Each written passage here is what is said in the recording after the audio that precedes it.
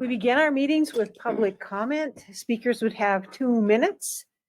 And so anyone who would like to speak, please come forward to the podium. Tell us your name and your address for the record. And Dwayne Klein. I'm the president of the Winona County EDA. And I'm reside at 156 Sweetwater Drive in Rolling Stone. And what we're asking for is a $13,790 financial obligation to hire some financial consulting from CETA to help promote the EDA program and stuff. I think right now and stuff, we only have like 100 and some thousand in loans out, and there's over $1 million available. And I just think it's a lot of businesses just do not know it. So through CETA and stuff, we think we can get the word out more. So thanks, Wayne.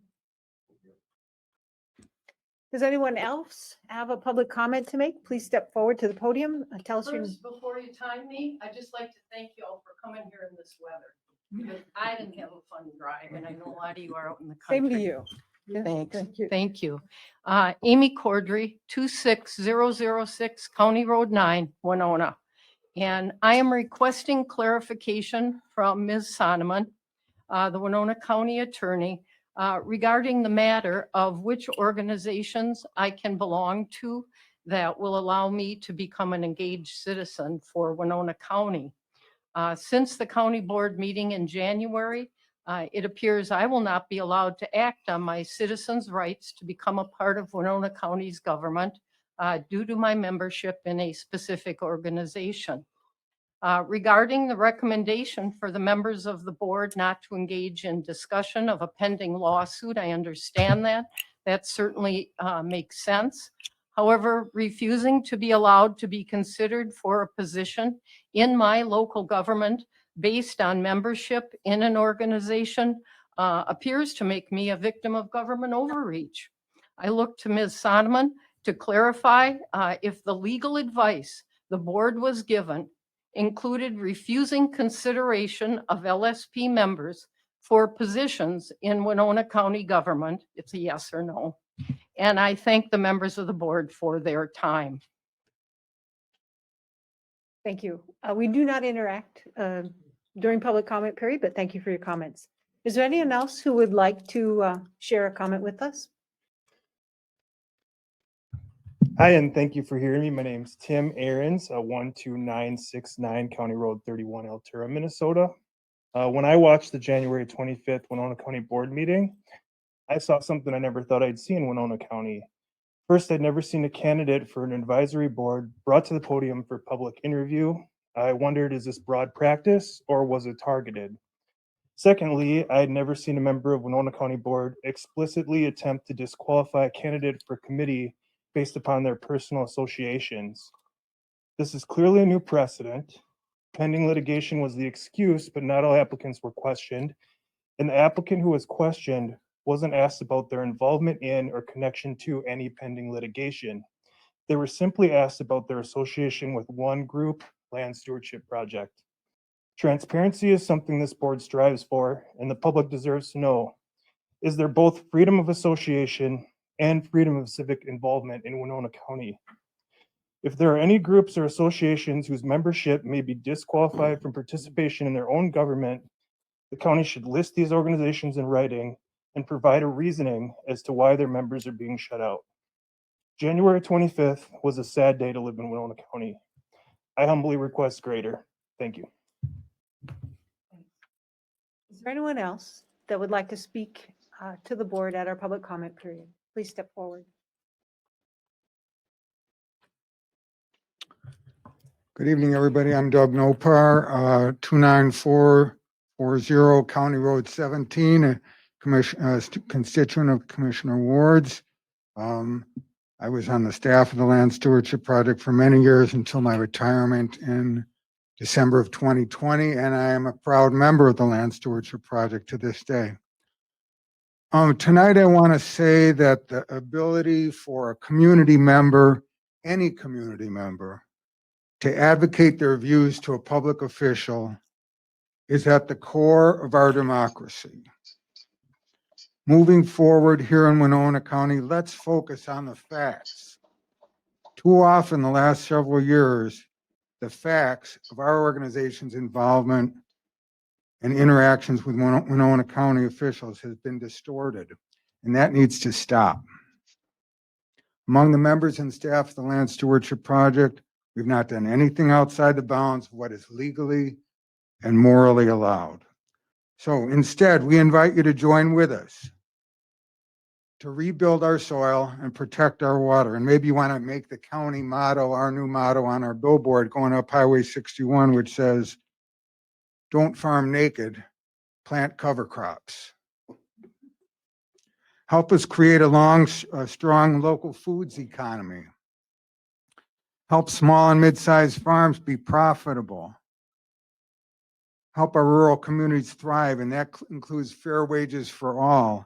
And that includes immigrant workers not being exploited. And help new farmers and young people get started farming, native-born and foreign-born alike. We can do this in Winona County. Let's start working on it together. Thank you. Is there anyone in the audience or anyone that is participating in this meeting on Ring Central, connecting through the internet? If you are, please unmute yourself and bring us to your attention so that you can speak. Going to ask 2 more times. Is there anyone here in the audience or that's connecting remotely to this meeting that would like to speak to the board?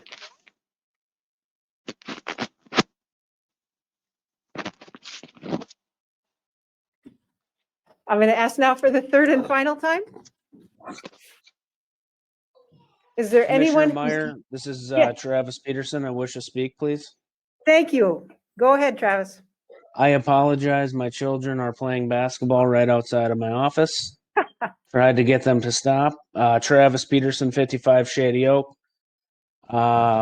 Speaking in relation to the mask and public health emergency ordinance, which I believe we are about to move past, and I appreciate that, and thank you all for your leadership to make that happen.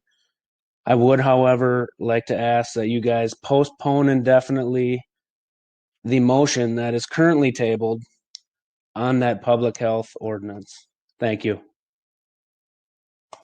Thanks. So I'm going to ask one more time. Is there anybody here in the audience or that's participating over the internet that would like to speak to the county board? Hello, commissioners. This is Ed Walsh, and I'm not requesting to speak now, but there's an item on the agenda regarding the Board of Adjustment appointment, and only if there are any questions would I be happy to address the commissioners. Thank you, Mr. Walsh. Would you like to state your address for the record? Yes, my address is 45593 Lost Valley Drive, La Crescent, Minnesota, 55947. Thank you. So I will ask again. Is there anybody here in the room or participating through the internet that would like to speak to the board during this, our public comment period? Hearing nothing, we're going to move on to the next item on the agenda, which is approval of the county board minutes from February 8th of 2022. I move approval. Second.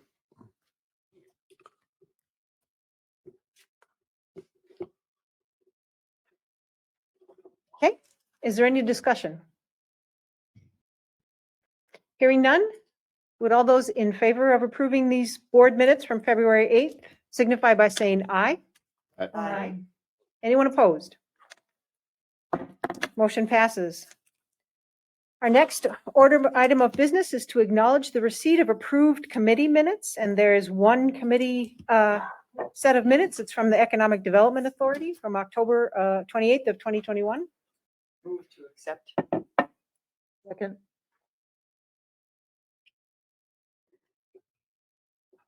Okay, Commissioner Ward has moved and Commissioner Kovesi has seconded to approve the receipt of the committee minutes. Is there any discussion? Hearing none, all those in favor signify by saying aye. Aye. Aye. Anyone opposed? Motion passes. The next item of business is the consent comments and the approval of the agenda. Commissioner Ward, I would like to pull 7.1 for a little more, some information was provided, but I have a couple more questions on the CETA okay, contract. so we'll make that 8.0. And then just an announcement at the end, please. Thank you. Oh, wait, I'm sorry. Let's see, is that? No, that's under general discussion. I'm sorry. You're set? Yeah, You're all set? yeah, I'm good. Okay, Commissioner Kavesi. Nothing for me, please. Okay, Commissioner Olson. Nothing for me. Commissioner Jacob. I'd like to pull 7.5 and 7.8. Okay, 7.5, we'll make that 8.01 and then 7.8. Right? Yes. Okay, 7.8 is going to be 8.02. Do you have any announcements or, No. okay? County Attorney Sonneman? Nothing? Interim Administrator Holte? Nothing? Okay. So we have some changes, amendments to the agenda.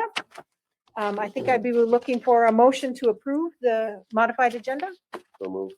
Second. So Commissioner Jacob moves and Commissioner Olson seconds. Is there any discussion? Hearing none. Would all those in favor signify by saying aye? Aye. Anyone opposed? Okay, our agenda is approved. So Interim Administrator Holte, could you read the consent agenda into the record, please? 7.1 was pulled. 7.2 approved Department of Natural Resources Conservation Partners Legacy Grant Application and Match for Stone Point Park. 7.3 approved modified coronavirus state and local fiscal recovery framework. 7.4 approved rescinding and terminating local state of emergency. 7.5 was pulled. 7.6 approved contract with Tyler Technologies. 7.7 approved LG 220 gambling application for exam permit. Winona FFA alumni. 7.8 was pulled. 7.9 approved monthly resolution.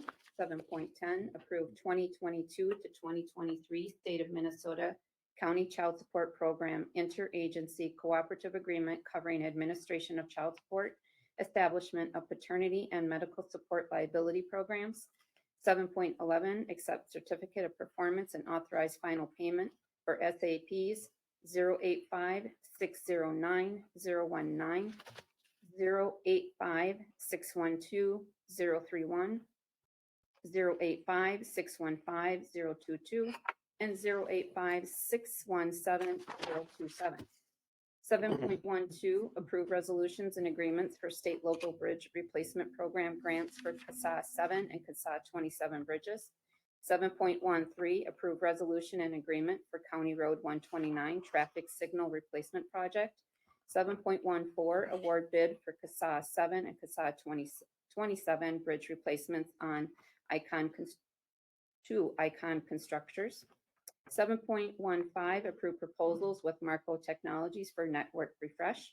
7.16 adopt Minnesota Merit System Equal Opportunity and Affirmative Action Guidelines.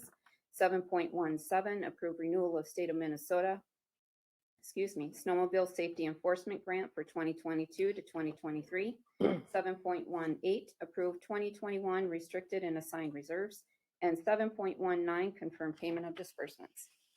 Thank you. I move to approve the consent agenda as read. Second. Okay. Commissioner Jacob has moved to approve the consent business as read, and Commissioner Ward has seconded that motion. Is there any discussion? Hearing none, all those in favor signify by saying aye. Aye. Aye. Anyone opposed? Okay, consent agenda is passed. We are moving on to general business. First item is 8.0, which is approve CETA Economic Development Consultancy Services Contract for 2022.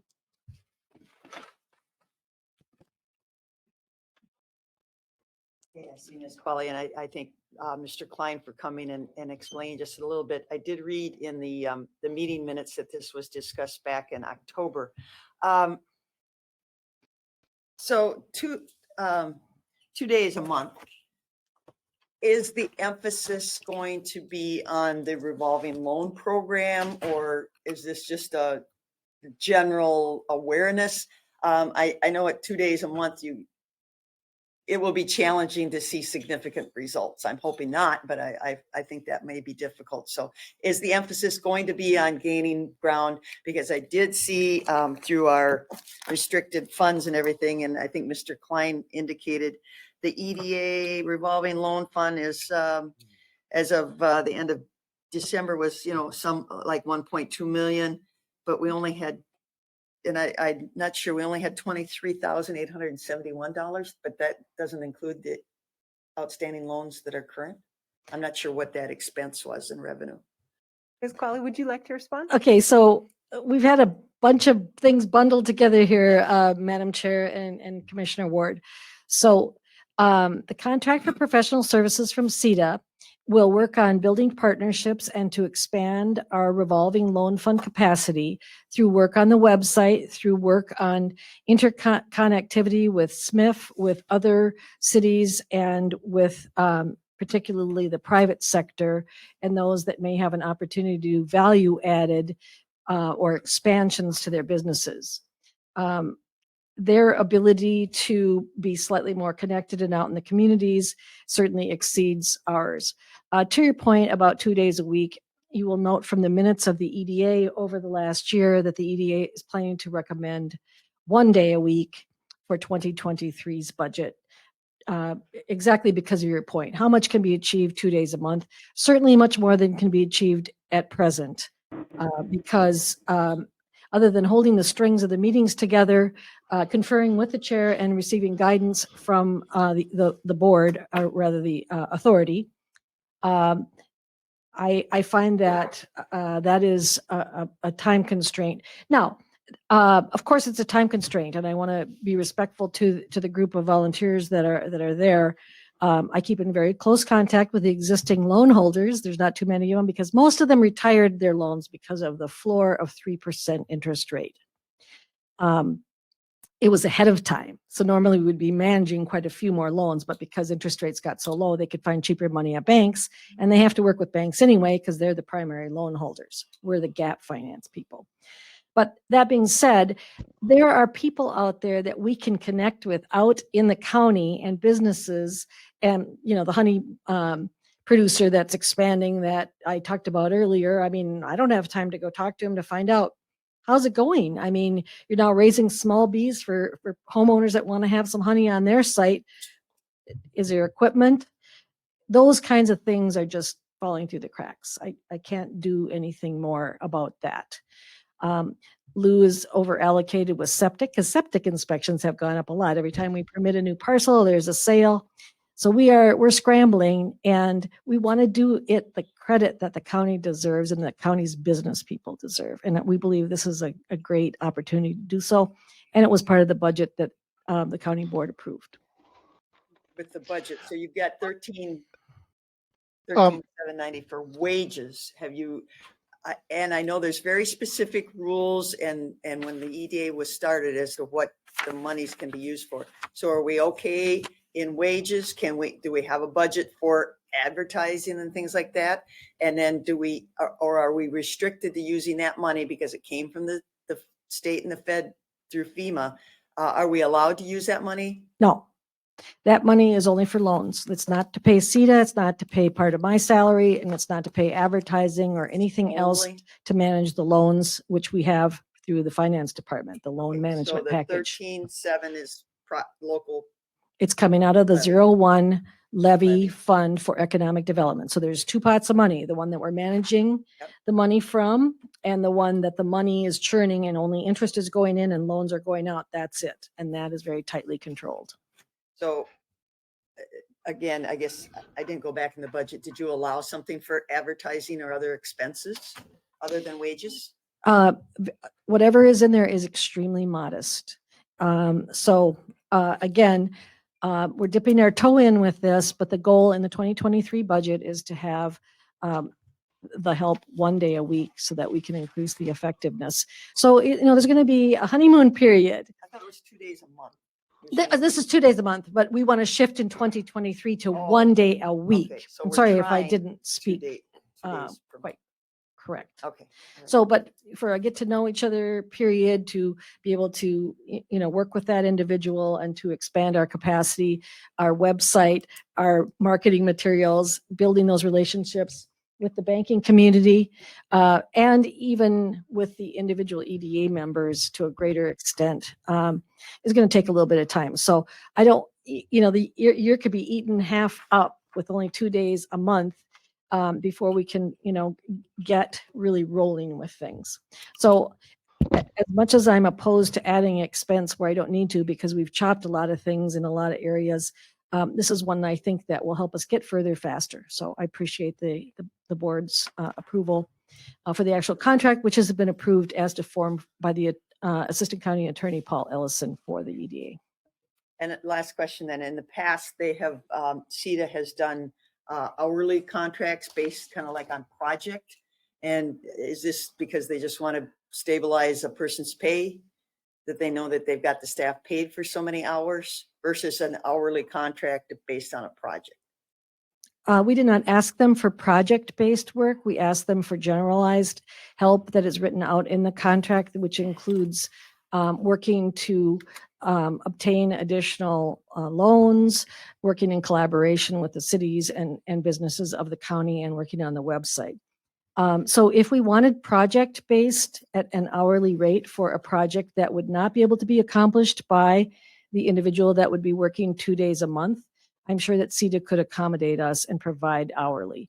But at this point, that would be very difficult to manage. I want the reliability as the department head of having two days a month that I can assign things to somebody that can do them.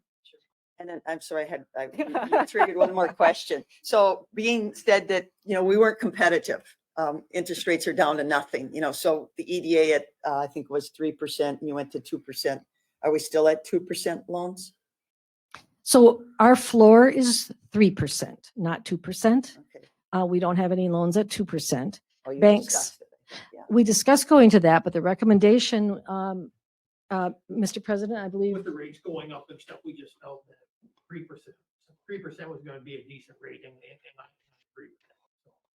And for the record, it's preferable if you come to the podium and say your Sorry, name and then I should have said that. Sorry. Because there's a recording of the meeting. Okay, I'm sorry. And Yeah, I yes. know, but thank you for Dwayne. being here. Yes, well, we did consider going down to 2%, but with the Fed looking like they're going to increase rates and stuff, we just felt that 3% was a good rate and stuff.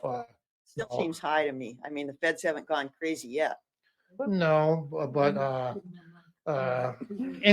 and you also got to keep in mind that these funds are being used, to fund people that can't get standard bank loans sometimes. So it's kind of a secondary source of income. So yeah, I think 3% is fine. So the rates can be higher. Yep. Okay, all right. Thank you. Hey, Marcia, this is Pat. Hey, I was just going to mention that when you had talked about that $1.2 million, that was actually what's sitting in the EDA at this point.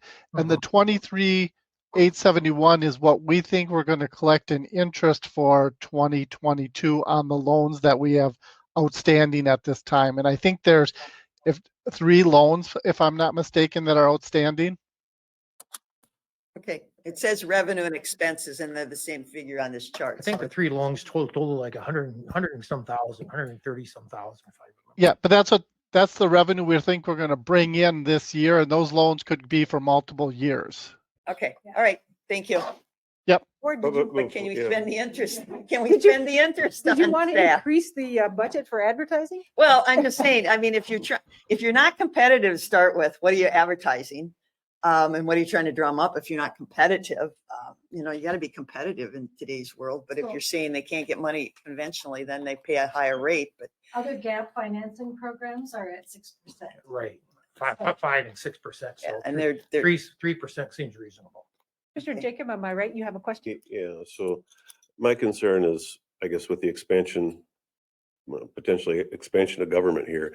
Dwayne, when you came up earlier, my understanding was that you were asking for this for one budget year to get this kind of kick-started, and I could support that, but and listening to you, Kay, you're saying you want to start 2 days a month this year and then increase that to 4 or every week, 1 day a week in 2023. And actually, Commissioner Jacob, your use of my first name in this regard is not quite warranted, because this is guidance from the EDA to staff, not staff directing the EDA.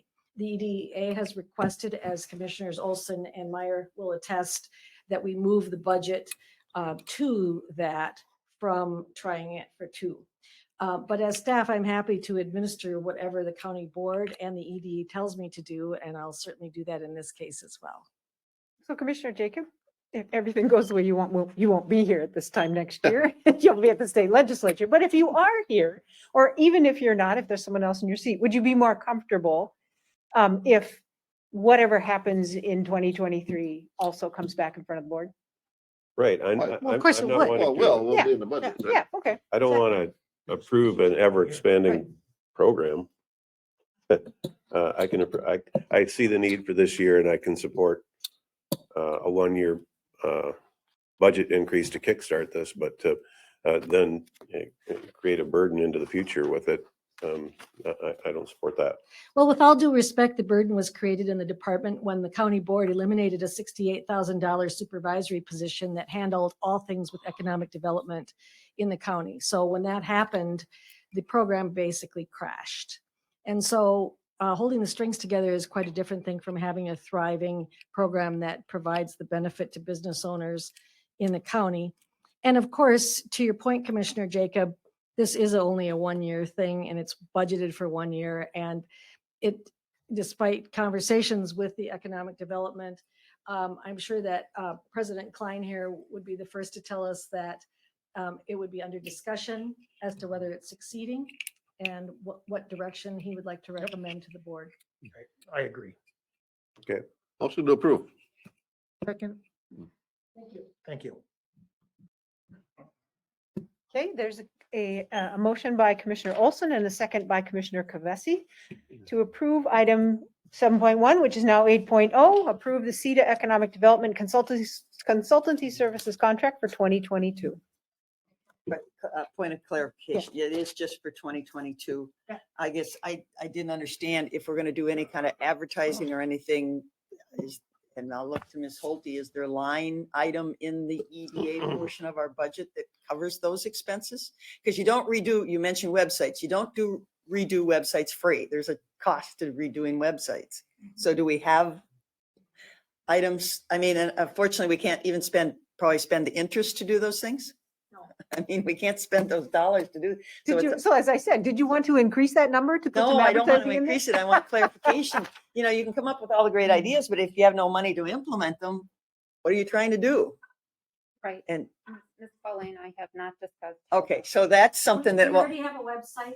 The person will spend some time making things up. You don't have to create a new website. Okay. Sorry, but I mean, my point is, if there's money going to be spent, we have to know where it's coming from, It's unfortunately. coming from the budget for economic development, and it's been approved by this body.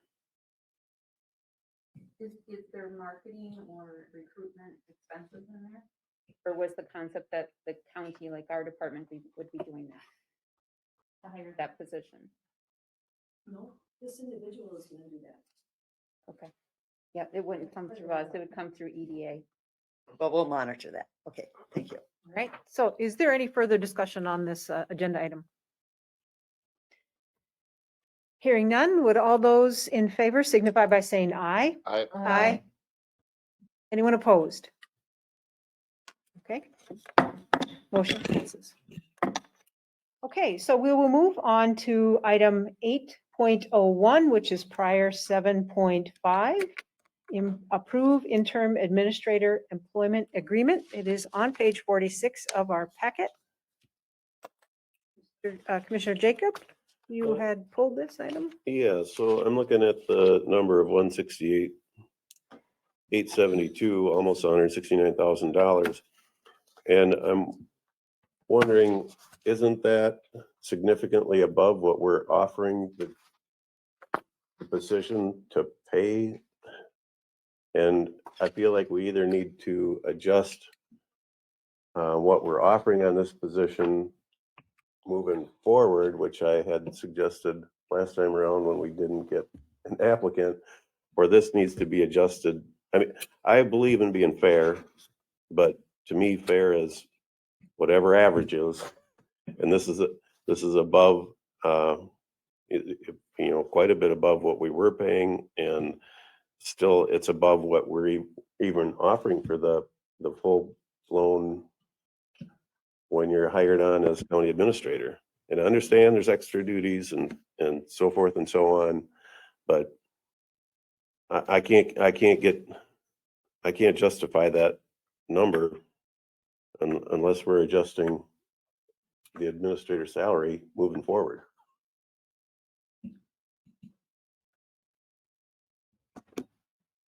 And I would probably be interested in doing that.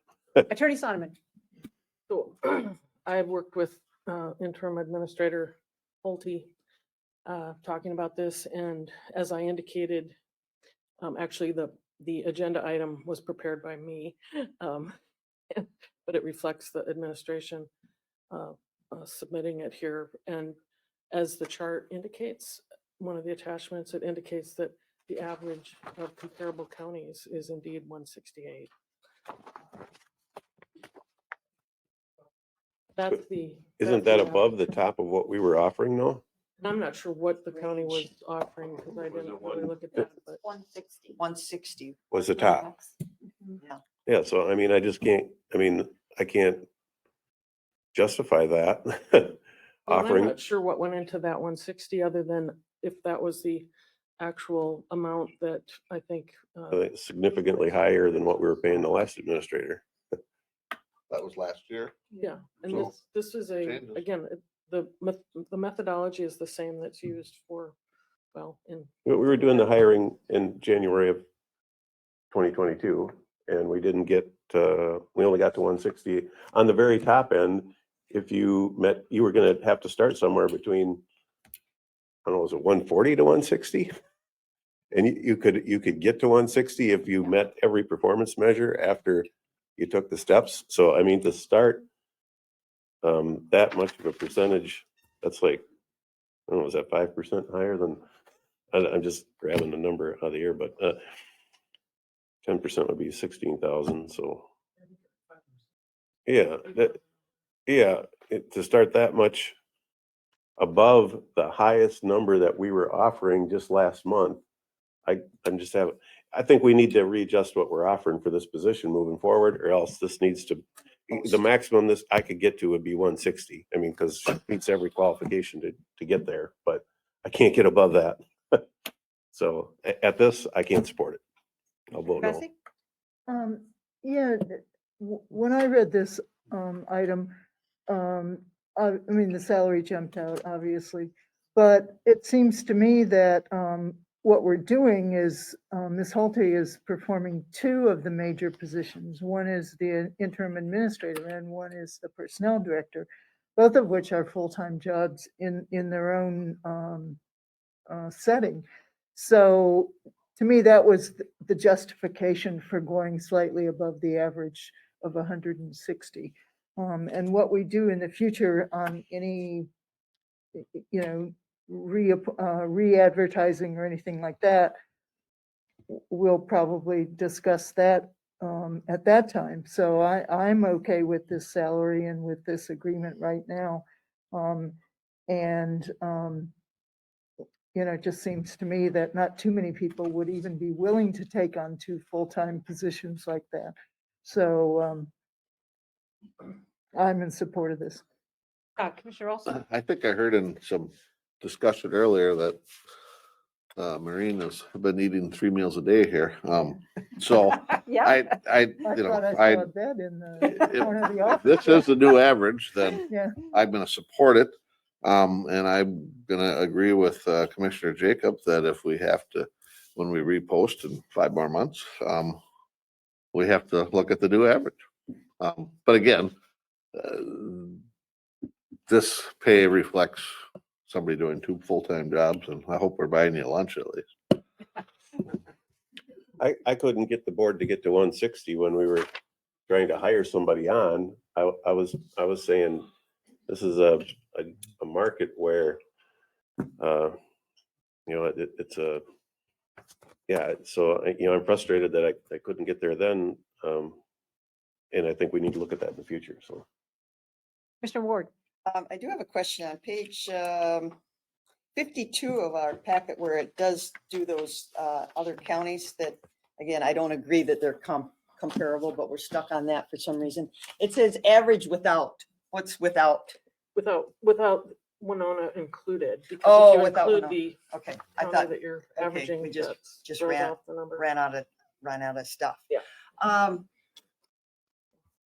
And I do appreciate Ms. Holte's doing 2 jobs, and we're probably going to, unfortunately have some burnout factor, which is unfortunate because they are 2 jobs that need to be done. And I agree with Commissioner Jacob. This is higher than what we were trying to hire an administrative for the county. I guess I read that the city appointed somebody internally. I did not see what kind of wages the city, I don't think that was reported in the article. Mr. Ubel is now is the, I don't know if he's still acting or if it's been voted on. But I do go with Commissioner Jacobs. When we post, we'll have to reanalyze where we're at because it would be very difficult to go back. The only thing, and this goes through the end of 2022. Did I see, is that the term until we do something? Is that okay? And at some point in time, I know not in the county, but in other organizations I've been involved with, there's been compensation for, of course, we can't do it right now, but at the end is additional time off and things like that. So I guess maybe that wasn't a consideration or. There's 2 jobs, you give I an can't- extra week of vacation? Not Already letting her eat lunch here. Yeah, we're not charging her microwave time or anything, are we? No, but I mean compensation for doing 2 jobs versus just pay. There have been other things that have been put on the table for people who went above and beyond and were compensated versus just hourly paid. And Motion to approve. couldn't do it now. Second. I am going to support this motion. So this motion was, it was moved for approval by Commissioner Olson, seconded by Commissioner Kvesi. Is there additional discussion? Commissioner Jacob? I will support the motion. If the board is committing to readdressing what we're hiring at, because we were between 140 and 160 and 170 is largely above that. So we need to get to like probably 160 to 180. Well, 160 was for 160 was for 1 job. Ms. Holte's doing 2. So we could potentially still stay at the 160 depending on That's- qualifications and stuff. So I Dr. wouldn't. Kvesi? Yeah, that was my point. It's like we're paying 168 for 2 positions. So when we go to advertise, or if we go to advertise, I don't think that 168 locks me into saying we have to start at 168. We start at half of 168 if we wanted to, but because it's 2 positions. So, I don't think we would start at half of 168, but if the time comes when we're voting on, when we're discussing another salary, it's open as far as I'm concerned. The 168 doesn't lock us in. Commissioner Olson? I'm gonna agree with Commissioner Jacob that we've done the other elected officials by average. And if this is the average, then this would be the peak. And, that's a fluid number because it changes from year to year with labor agreements. And so I don't think I'm gonna put it into the motion, but I'm certainly, that would be the fair thing to do. Commissioner Ward? But we have to remember, when we post that position, we had standards of what, a 4-year degree and limited experience, you know, so many years of experience and things like that. Actually, Ms. Holte has more than those standards. So I'm not saying I'm agreeing to 168 or 170,000 for that position. We may go back to, you know, that level. We don't know. I'm Right. not tying myself to anything like No, that. I right would now. say that would be the peak, you know, we're the still have a average- range. Yeah. Yeah, we'll the have a average range. may be different by then also. Right. Because the average is a moving target. Right. So we'll just reconsider what Commissioner we want to advertise for. Okay, so I've expressed my concerns and I do want Administrator Holte to, as interim administrator at Holte, to feel supported during her time as this interim position. So I'll support the motion. Well, and it says here, Commissioner Ward? she desires. I see that word. She desires. So she wants this pain and suffering. Can we, at least for the time being, take out the interim part, because that is confusing to say. It's a No. tongue twister. You can put it on the paper, but I'm gonna call her Administrator Holt. Go for it. Okay.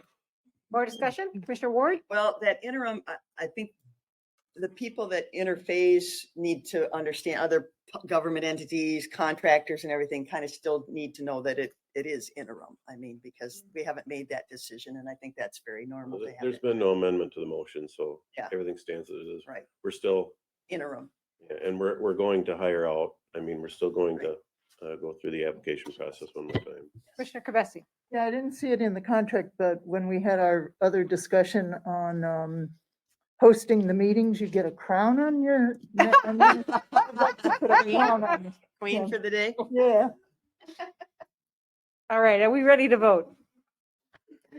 All those in favor of approving item 7.5, which is now 8.01. The motion was made by Olson, seconded by Kavesi. All those in favor signify by saying aye. Aye.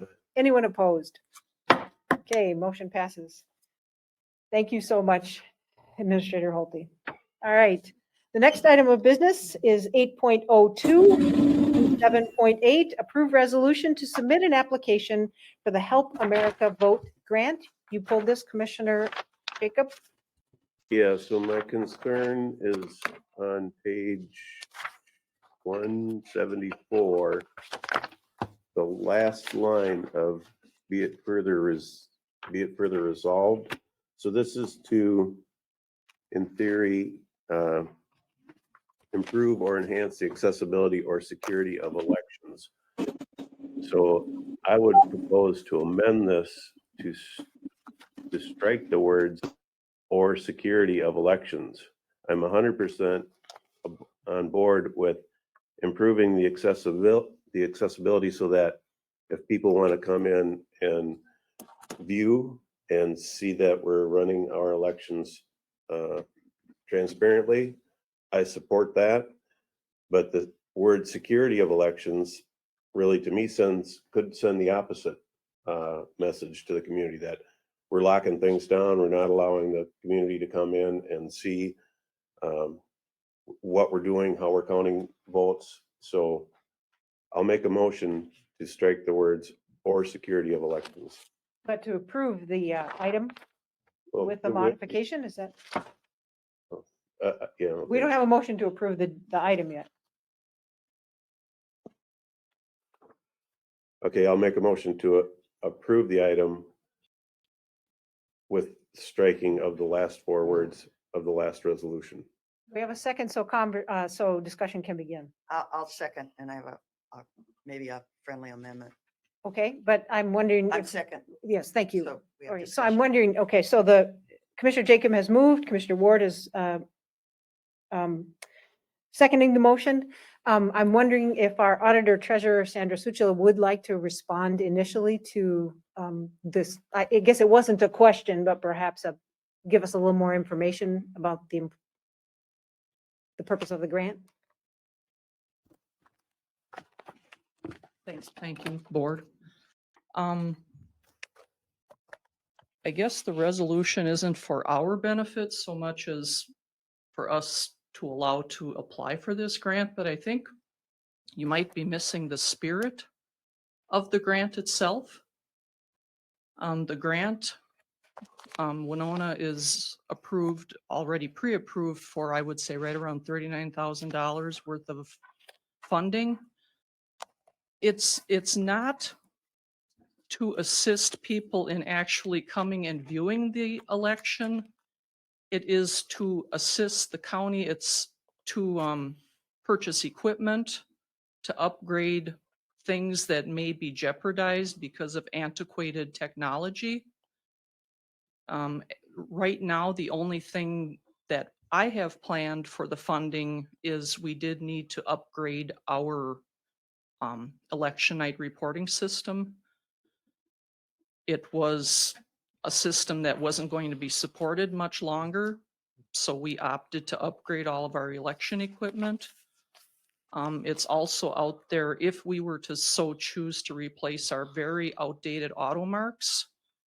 I am not happy with our choices to replace those auto marks, so I personally am not planning to do that. But if we were to so choose to do that, that's what that money is for. It's really not, I guess, geared towards people. It's geared towards machinery. That helps explain what the spirit of the Yeah, grant so, is. Yeah, I've heard time and time again from constituent after constituent about wanting to make sure this is an open process. So I can support the motion.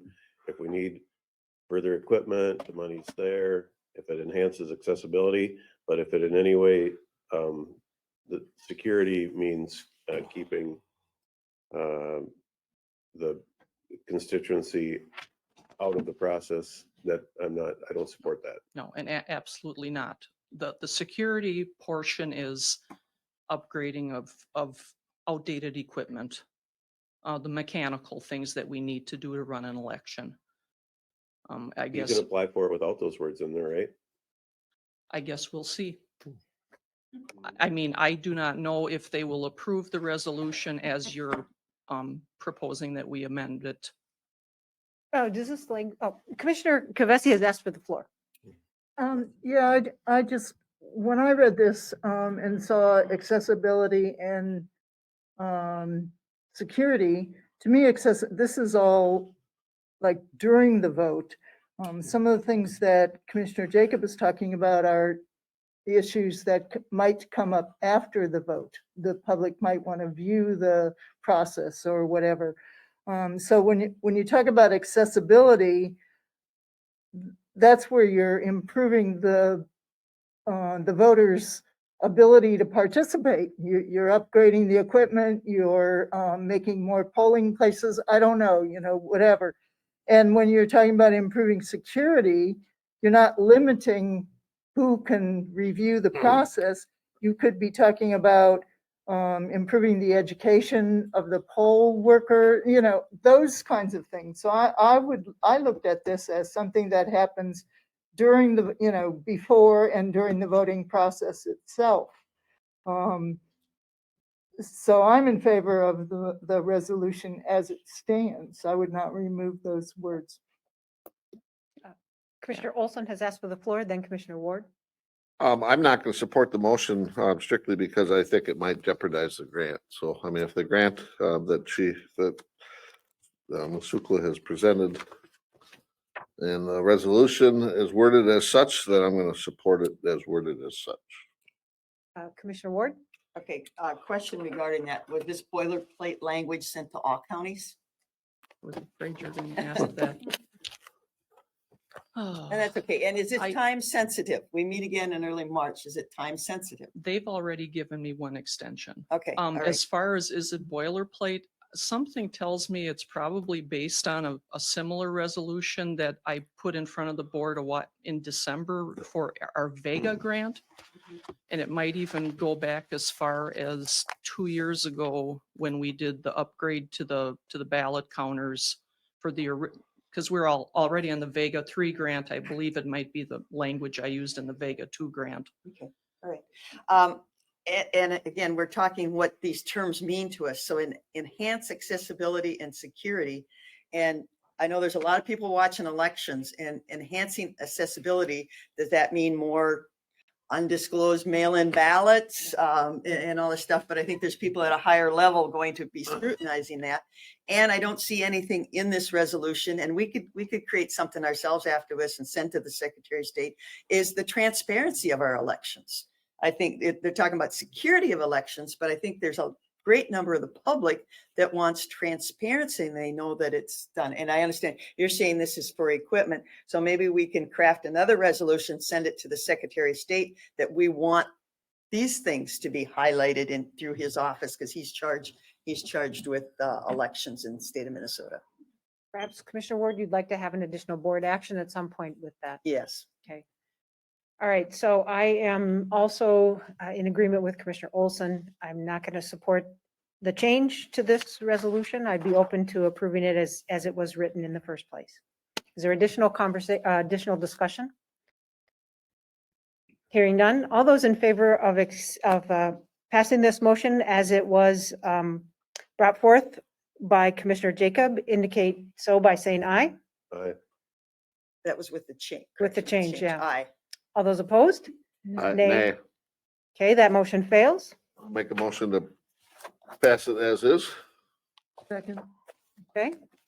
So Commissioner Olson has moved to pass the the resolution for item 7.8 now, 8.01, I think, as it was submitted to us, and Commissioner Kavesi has seconded it. Is there discussion? Commissioner Jacob? Yeah, for me, accessibility and transparency are key, and that's what I would want to see. So I'm concerned about this taking those that want to view what's happening during the election as taking accessibility away from them. So I'm not going to support it the way it is. Other discussion, Commissioner Olson? I guess nowhere in there does it say anything like that. I think that's just kind of something you imagine, but Just to share my point of view, I would support having equipment that works and does an accurate tally. I consider that security in our elections. And so I support this motion as it was submitted to us. Okay, all those in favor indicate by saying aye to approve this motion. I Aye. Those opposed? Nay. Okay, motion passes. This moves us on to item 8.1, discuss and/or appoint citizen advisory committee volunteers. And this is on page 341 of our packet.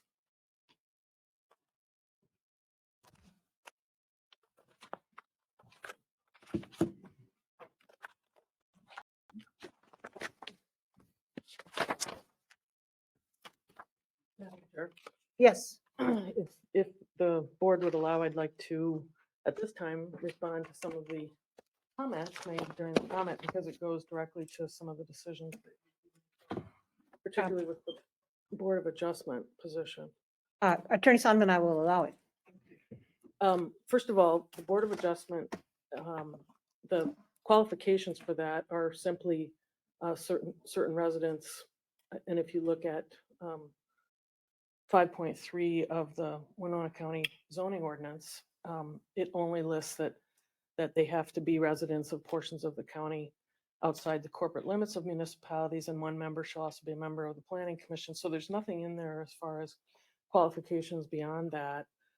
I want to make it clear to Ms. Cordray, if there was some misinterpretation of what I said at the January 25th meeting, I never have advised this board to disqualify anyone from membership or appointment to any county board, commission, committee based on their affiliation with groups that they choose to associate in their personal lives. So if that was what you heard from me, I didn't intend to say that, or that was not what I meant to say. So I want to make it very clear that particularly with Board of Adjustment, but really any of the committees of this county, that you look at what the qualifications require. Sometimes there might be or a desire like the EDA to have a banker.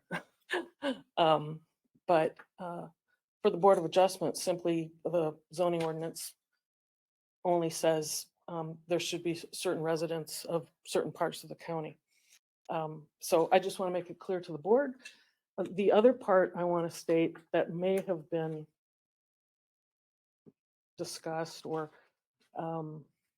my comments weren't as specific, but in the past, there have been discussions in terms of hiring people where questions have been given or have been made by people interviewing certain candidates about personal affiliations or anything that really would rise to the level of discrimination. So this board can't talk about, person's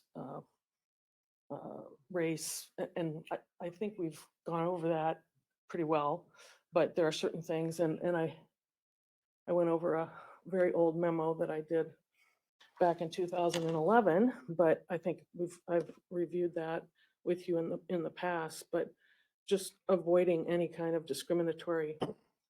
We're not talking about hiring here, but it's the same type of principle that you can't ask certain questions, you can't regard a candidate's religion, age, nationality, gender, or other personal information, because that could violate state, federal law, and your own Winona County policies. So I just want to clear that out, that this county, at least from my advice, you shouldn't be looking at those kind of affiliations when making decisions. So, thank you. Commissioner Olson has asked for the floor. Attorney Solomon, I might have been in violation when we were doing the interviews of the administration or administrators, because I asked them if they'd be Vikings fans if they got hired here. So I apologize if that was a discriminatory call. Commissioner Ward. I had the opportunity to touch base with all the candidates. We have 2 for Board of Adjustment and 1 for the EDA. And after discussions with them, I would put a motion to accept John Dwayne Wirt's application, and partly because Mr. Wirt has been a township officer and currently is, lives in Warren Township, and Warren Township for many years did their own zoning and planning and Board of Adjustment activities. So he is familiar with that from a township perspective, and has had some valuable experiences. So I would move to put John Wirt for the Board of Adjustment. I'll second that motion. And along those lines, John Dwayne Wirt is also sat on the Stockton Rolling Stone Watershed Committee, and is a conservation farmer himself, so has a good understanding of those issues. Is there any additional discussion?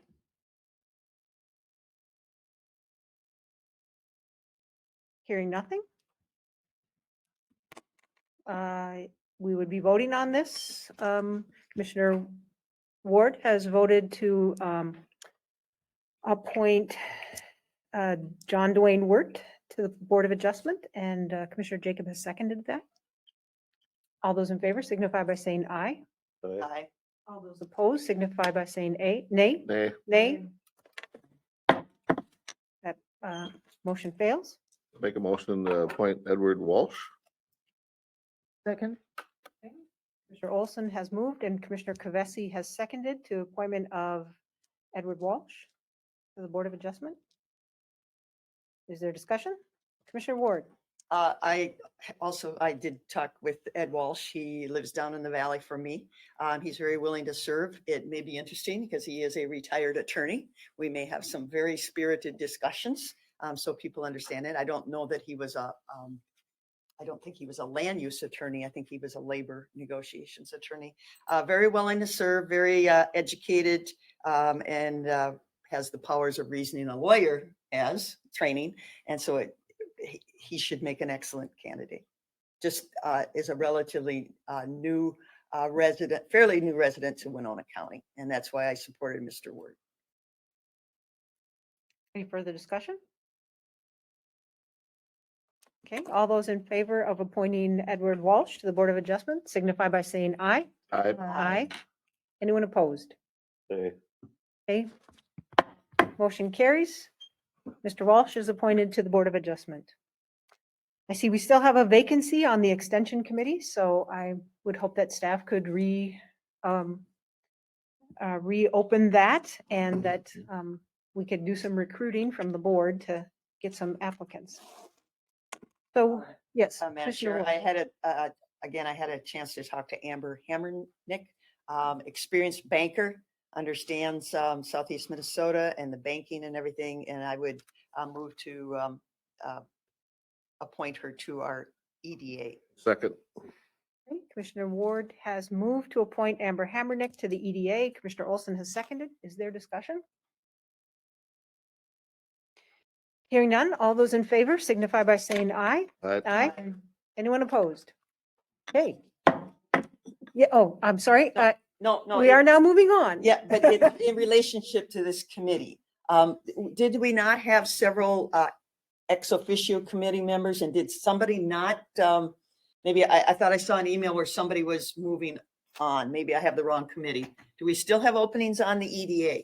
Are there ex Wasn't it officio Lucy openings? McMartin? Did she age out or? No, the EDA, I think we're full with the, Ryan Groby stepped down and stuff, and so that opening became available. for Okay, so that's in Amber. this, That's Amber will, correct. okay, I know I read somewhere somebody stepped down. Okay, all right. And the ex officio roles are all filled? That we know of? I think it was, okay, all right, just checking. If they're not, I guess, please Yeah. bring it back to us. Right. Oh, just to clarify, additional ex officio persons can be appointed to the ADA based on the charter. But at this point, to have a sort of a quid pro quo with what we have done, and at this point, we have that filled. So, Okay, all right, thank you. Okay, so we are ready to move on to item 8.2, discuss transfer of funds from general fund to Health and Human Services Fund. Commissioner Ward, I think this is your item. Right, and let's see. We had a long list of dollars that we had to transfer into Health and Human Services, and there were some things in there that I apologize. I think that's at home on my desk. I would like a review from the Health and Human Service area to why we're constantly transferring some of those funds, what the issue is, and if we can do things better or be sure that we're collecting. Commissioner Ward, right at our dollars. last meeting, I believe you've changed what you were asking for, so that what we would be talking about was a little bit more general review of how we can keep the budget in line, because we make estimates and then it goes over. Right, and those items that we had, there was about half a dozen items, and again, I apologize, I don't have that with me. Those were the ones that are causing us to shift funds, and so we need an understanding of why we're always having to do that. What's driving that? And I know there's always an issue of programming and entering the paperwork right, so we get reimbursement for state and federal programs for some of those things. And So I think that at the last meeting, my understanding of what you were asking for, because I supported it, was that not that we would go through that specific list, but that we would give Director Sanis the ability to share with us what her difficulties are. Right. Is that what you are asking? that'll work. Okay, Commissioner Olson, and I think if I remember the discussion at one point in the past with Administrator Fritz at the time, that there's so many of the variables in that department with certain aspects of it that we make a best guess and we don't want to over budget. And so we do almost anticipate with the flip of a coin that we come out okay, but we don't want to make the budget in such a way that it is too much. And I see Karen's online. Yes, I Many years apologize. ago- Many Okay. years, Commissioner, I'm going to give Commissioner Ward the floor, and then Ms. Sanis, I would hope you could respond. Sure. many years ago, we used to have, and I don't know if this is part of what we need to look at, is we had financial people dedicated to certain programs. This is way back in the Craig Brooks days. And so that they were really tracking the dollars and cents, and that we were collecting what we needed to do. And I know that's the finance part is not a strong suit of a typical social worker. I mean, they're dedicated to getting the program to the people. But I think as county commissioners, we need to know that we're getting all the resources we need to cover these programs. So, okay, yeah, and I thank you, I thank you Director for your Stanis and then comments. Commissioner Jacob. Yeah, please, Okay. yeah, please go ahead, Director Stanis. Okay, yeah, no, thank you for your comments and I appreciate I appreciate all of the conversation. There are continued variables in all of Health and Human Services between our income maintenance department, child support, or child protection, or adult protection, or over 65 or under 65 waivers. And so we are really there's just a lot of variables that do come into play. One of those variables this year, we had a lot of overtime, and that's because we had to pull people. If we had to pull a nurse off the under 65 team to go give immunizations, somebody else was having to pick up her workload. So we are seeing some of that. Again, out of home placements are always going to be a hot button issue. We don't know who is going to need in the communities. We don't know who's going to need a mental health bed up at Anoka Metro Regional Treatment Center for psychiatric disorders. So it is, and those are very, very costly things. If we have one more than expected, it's going to end up pushing us over budget.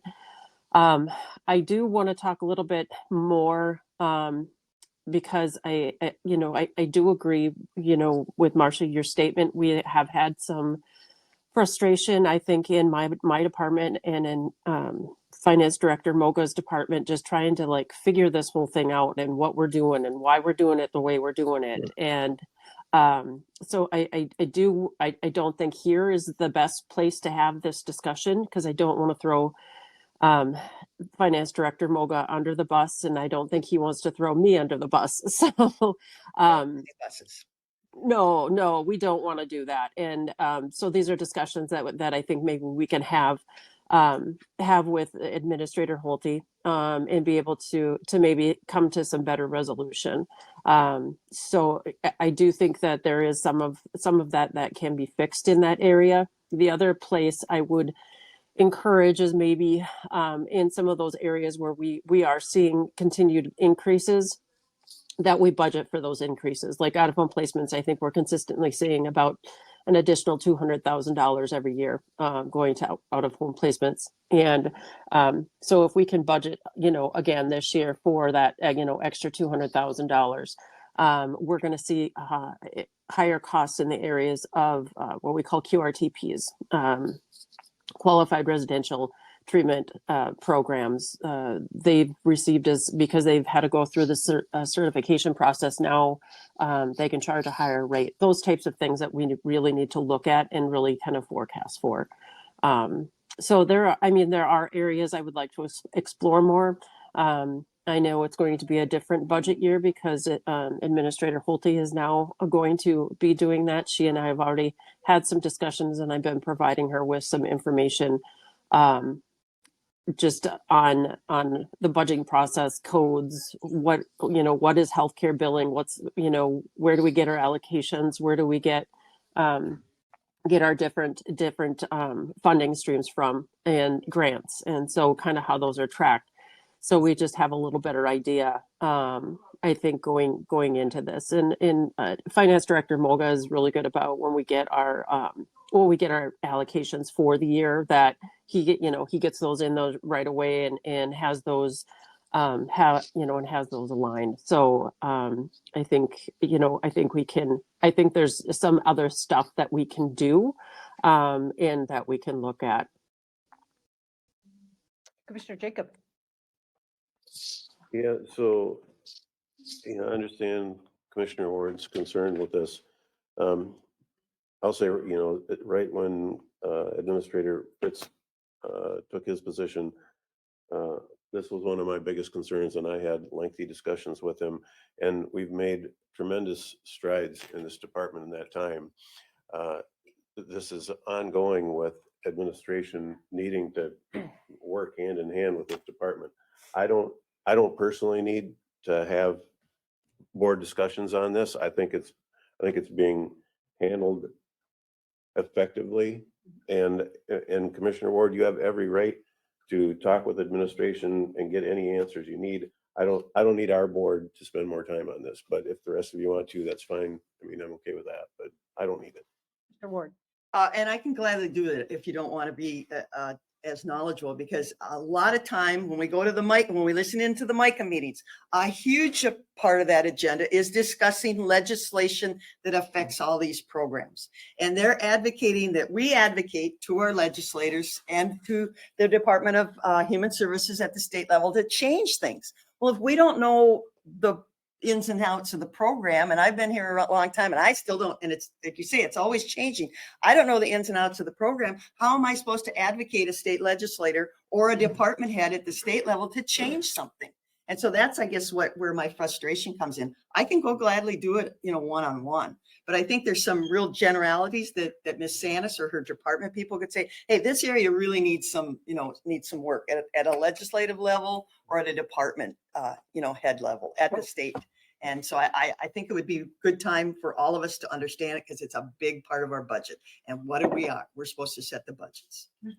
I'm going to take this opportunity right now to, if Commissioner Jacob takes over the seat for Representative Drazkowski, that instead of giving now the budget overhaul back to the taxpayers, that maybe they take care of the unfunded mandates and pay the counties what they're due. There you go. I advocate. Thank you. There's a lot. There's a lot of them. Is there other discussion? I'm curious to know how other commissioners feel. I would certainly be open to a working session to discuss items and to get advice in terms of helping us with our lobbying efforts. That would be fine. But I don't want to do it if other commissioners don't want to come. And I'm wondering, Administrator Holter, do you have an opinion about what you'd like to see us do? Would it be helpful? Would it not be helpful? From my perspective, I perceive that the board should be relying on the administrator to provide you a summary of whatever it is that you're needing to obtain the understanding level that you desire. That's from my perspective.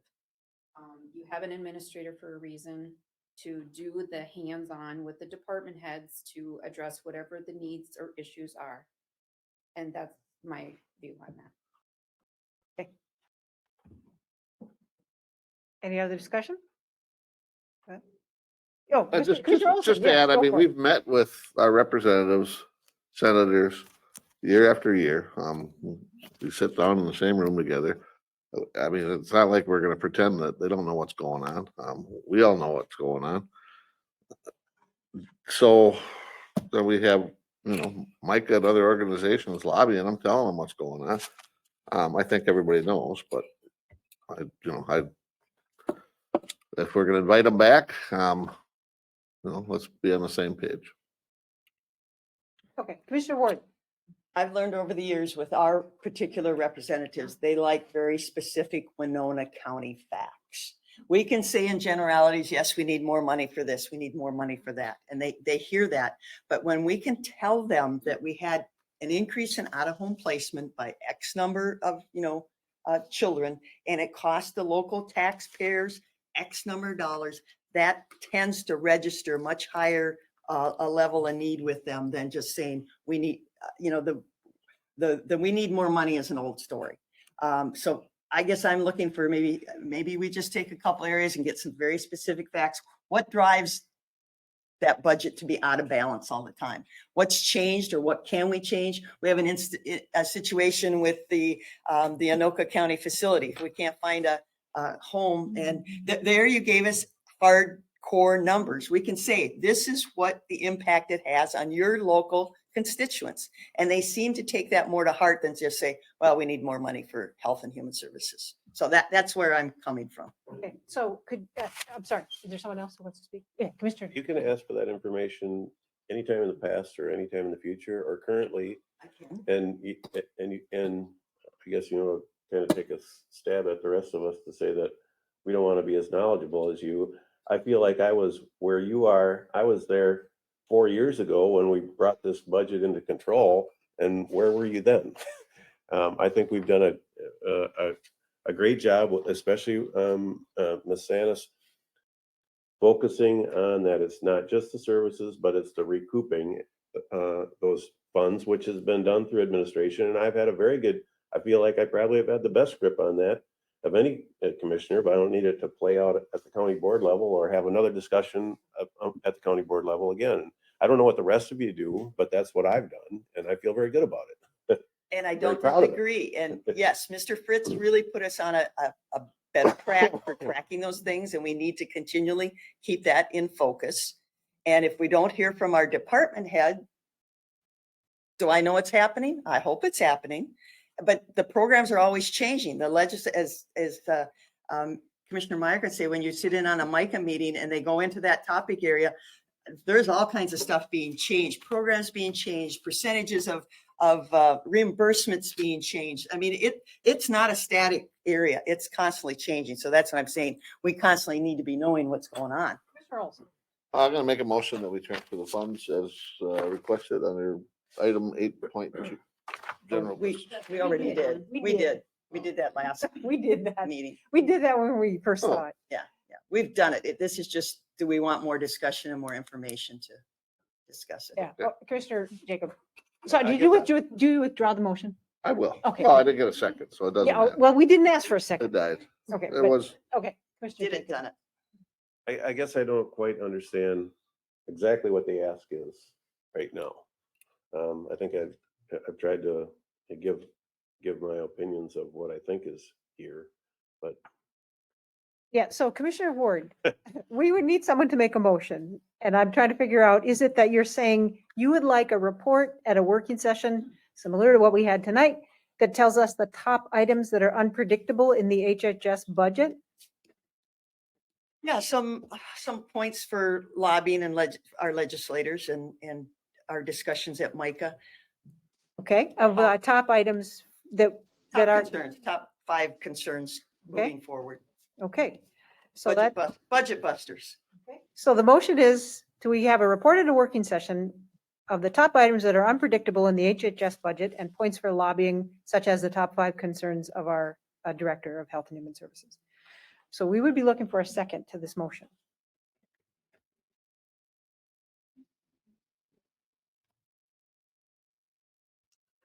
Hearing none, I think that the motion fails for lack of a second. Commissioner I'm gonna Olson? second, just for the point of discussion.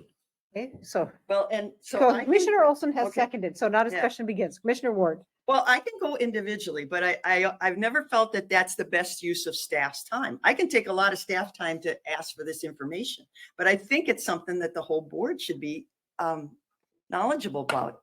Commissioner Jacob? so I thought about seconding it too, just for the same reason, for discussion. My concern is the staff time that as soon as we make that decision, now we're bringing administration into it, and Karen Sonneman might feel obligated to be there, and we've got Karen Sanis's department involved. So by forwarding this motion forward, we're consuming staff time right away, and none of that's free. No, And but you if- already told me I could do that. I can do that on my own, which I can. Yeah. So I'm trying to get more value from information than just my own. Okay, Commissioner Jacob, are you done? Yeah. no, Okay. Yeah. So Commissioner Kubesi has asked for the floor. Yeah, I mean, I considered seconding it also just for discussion, but I know over the years, we have had many discussions on the top 5 or whatever, and each of us could probably name one of those and some of the factors. But also coincidentally, right now, through the Health Services Advisory Committee and through the Criminal Justice Coordinating Council, it seems like we've identified some gaps, and we are working towards, some recommendations or solutions or whatever. And it's not always, it could be a social determinant of health. It could be in the area of housing, which we haven't really looked at before, and which the Human Services Department, manages, but they don't get directly involved with housing or low-income housing or whatever. So that's just one example. So I think, the discussion has been good to have, but I think that there are some new issues that are being considered and being discussed and being worked on by many people, different committees. So I would like to let those have some time to play out as they naturally would, and then have those reports come back and see if we have some impact on our budget issues. Because otherwise, the budget issues are they're just moving targets. Commissioner Jacob? If I felt like something was broken here, I would vote to try to do something to fix it, but I feel like we're probably the most well-oiled machine that we've been in the 10 years that I've been on the board. And I mean, I'm not like giving a free pass to Health and Human Services to spend. I'm just saying we need to continue with exactly what we've been doing with close oversight of that department. And it's the biggest budget. It's the biggest piece of our budget, and it requires the most internal cooperation to manage. And I feel good about where we're at. Ready to vote? Oh, Okay, so we have a motion by Commissioner Sorry. Ward and was seconded by Commissioner Olson to have a report at a working session of the top items that are unpredictable in the HHS budget and some points for lobbying, such as the top 5. All those in favor signify by saying aye. Aye. Opposed? Nay. Motion fails. I'll do my own homework, and I will be looking at staff for some information. Thank you. Thank you, Commissioner Ward. Okay, item 8.3, discuss/approve the lease agreement with the Port Authority of Winona for 165 West 2nd Street. I'm not sure if administration wanted to comment or, Buswell was on it. oh, Yeah, I Yeah, had what's- Mr. Buswell to attend. Commissioner Kavesi would like the floor. Yeah, I noticed in here, I think we have talked about leasing the parking lot, but this is also requesting to lease the building to use for supervised visitation. Do we need more space? Because I thought we had a contract with Family and Children's Services for supervised visitation. And would the building need any updates in order to provide that space for supervised visitation? So I just had some questions. I'm sorry, Commissioner Jacob. Yeah, so I saw the same thing, and along those lines, I see the need for parking, but I have worked hard at trying to sell the government center, consolidate office spaces, get us into the space we have.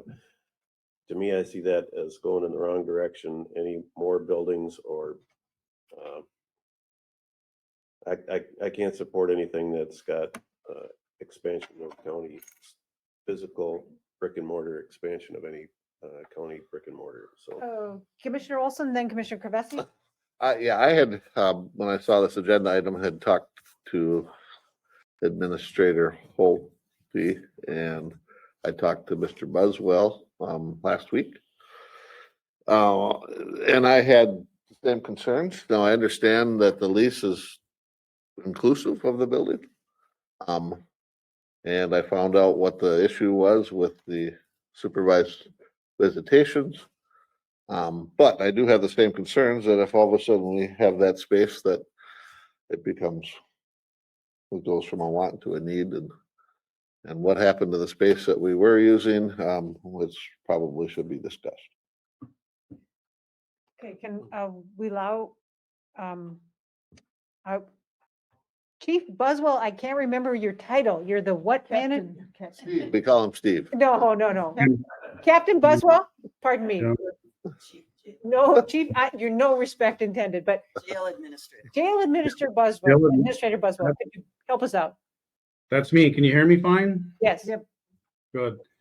So, Madam Chair, board members, thank you. And I think Dave Kramer's on too, just in case someone had any questions with that parking study. But as far as the parking lot goes, we knew that there was going to be a problem with the parking as far as the jail build goes back in early 2021. So really, by the time it worked out with the city officials and then myself and Aaron Lafee and other people from the county, really it got to be July, August of 2021 that we got together trying to find out what downtown municipal parking lots might have been available really to assist with us. Because we really, at that time, looked at, could we utilize 12-hour parking in the multiple city parking lots that they have on a first come, first serve? Whoever gets to the county lot buildings gets there first, and whoever's not there, including the public, unfortunately, would have to go to those municipal parking spots. It looked really good on numbers. It looked really good that there was available numbers. I just need to do this little background first. I hope that's okay. But Sure, you gotta it looked- report. The report said we didn't need people parking, so. Yeah, well, it just, Already it looked paid really for good at this. first, but we discovered that the parking lots that really had the availability was about 4 blocks away. And the best parking lot was lot number 7, which is at 60 Main Street, or the one that's best known behind the Cine 7 theaters. So staff, yeah, that's an inconvenience, but you know, they can plan it and come, but it's a huge inconvenience for the public. So I just wanted to say that why we started looking at the possibility of leasing something that was closer is when Ken Fritz was still a county administrator, he asked me to reach out to local businesses in the downtown area to see if anybody had available parking. Would they be willing to let us use it, or would there be a stipend or some kind of a cost, or would they be looking at a lease? So that led to another step. You usually take one step, you take another, and you keep on going.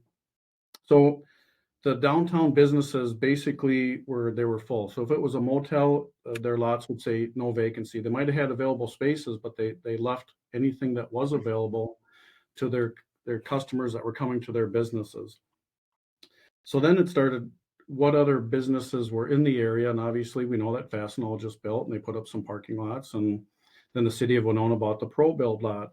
And at that time, it was being utilized by C.D. Smith for the construction management company that was building the offices down on 2nd Street for Fastenal. So it wasn't available. And C.D. Smith, after I got done talking with the project manager for C.D. Smith, he indicated that the project was going faster than expected. So that's what started to lead with a conversation with myself and Lucy from the Port Authority. So initially, it was really about a cost and something that would be reasonable really for like the county.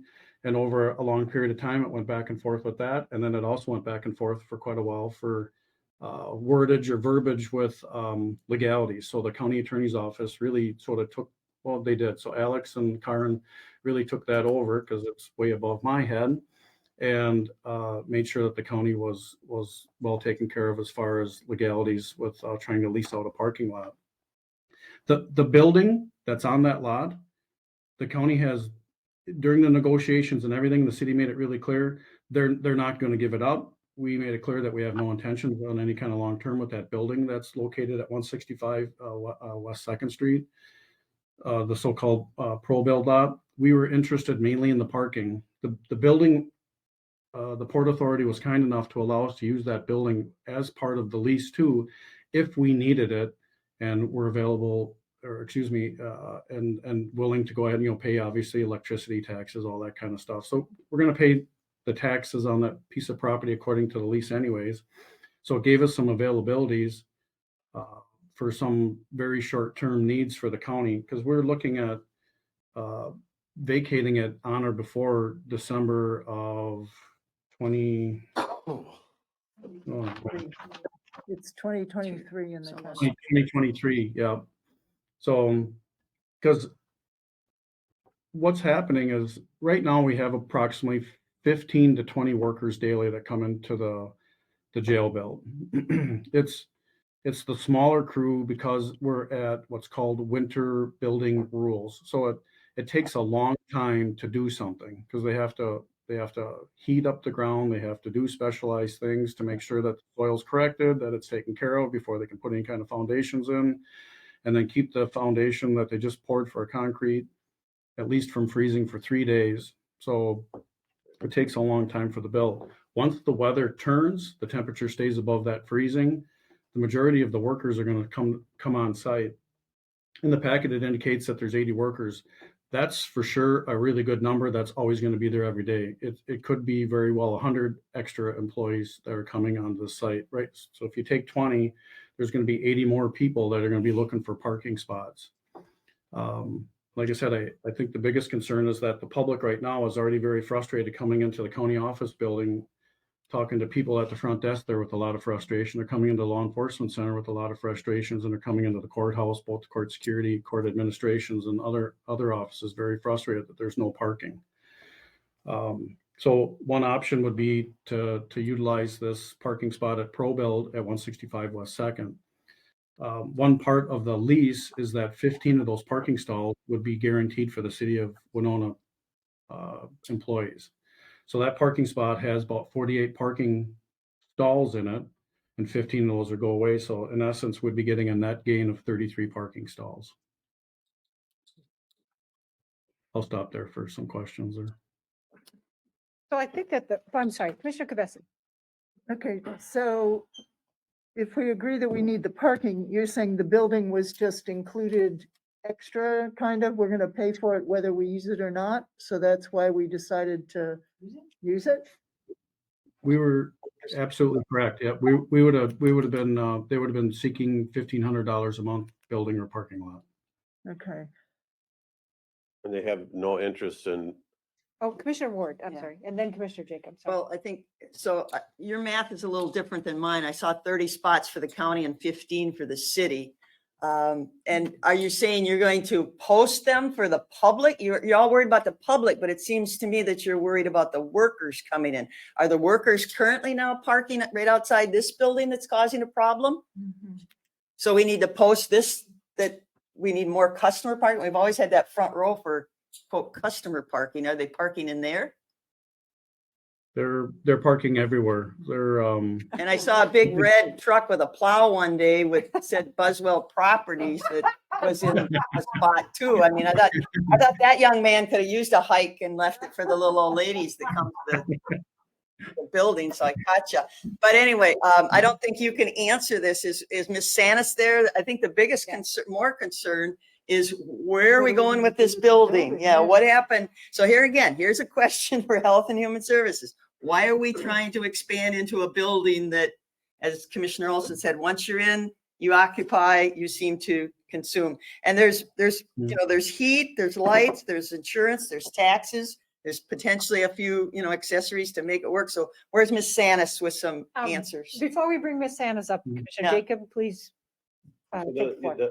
is the 1,500 a month, is that plus these utilities, or is that including the utilities? No, it's plus, I think.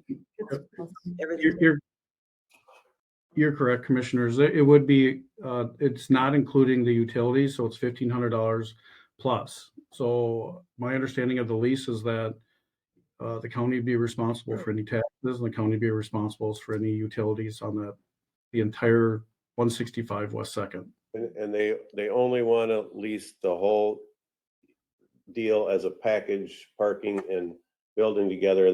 They have no interest in just the parking lot. And even if we went the 1,500 a month and they took care of the building and the utilities and still could use it. I would I could definitely re-talk to Lucy McMartin again, but my last conversations with her is that your statement, Commissioner, is that they would be willing to do either or, the parking or the building, but they're just including the building as part of it. So in essence, I think they're wanting the taxes either way taken care of, and then we'd just be taking care of the utilities.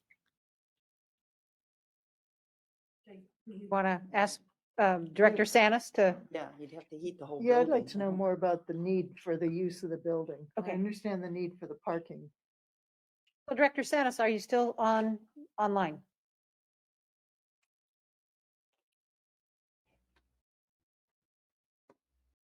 Commissioner Jacob.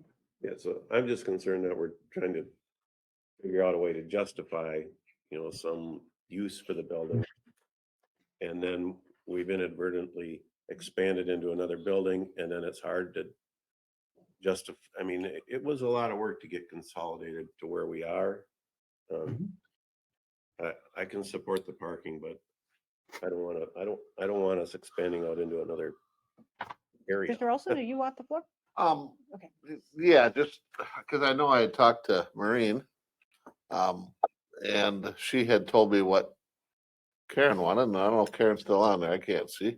We're gonna get some answers. So, She said she was going to be on. I don't know if she temporarily logged off or not. So the supervised visitation, is, oh, may I? Please proceed. Yeah, Administrator Holte, yeah.